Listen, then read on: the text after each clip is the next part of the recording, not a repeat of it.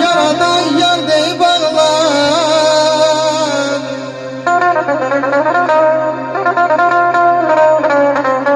mənim qələmimin qüdrəti qardaş.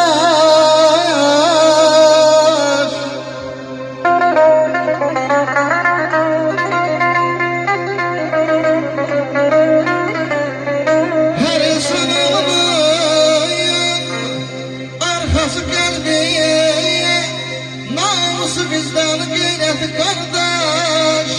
Mən sənə qurban olum cana qardaş.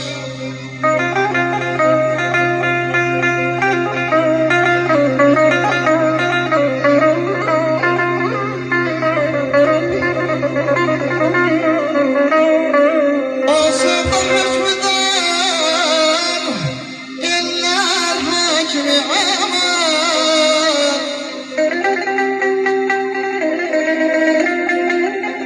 Tək sənin hünərin, ay şahidinəmi qorxudan dağ kimi. Atalar düz deyib, ey mənim əzizlərim, atalar düz deyib, iti ok kimi. Düşmənin gözünə batandı qardaş, arxadır, köməkdir, dayaqdır qardaş. Mən sənə qurban olum cana qardaş.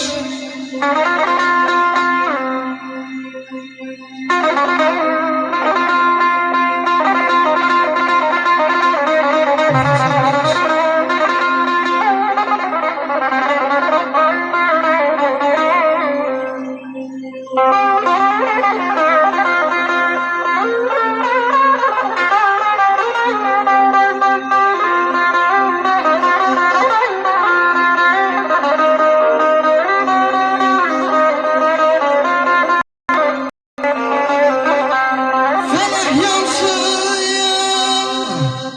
gözlemezdim kendi şey.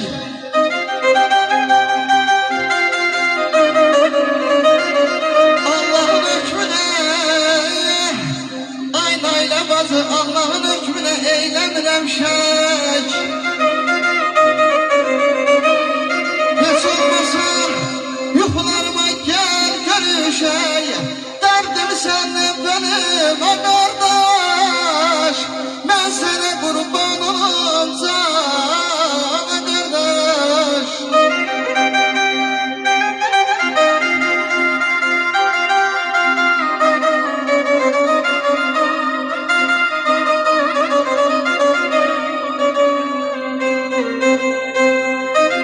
Əzirəm ata yeri, değməsin ay dostlar, ay məclisənli görüm sizlərə bir xəta yeri. Vallahi canda yalan olsa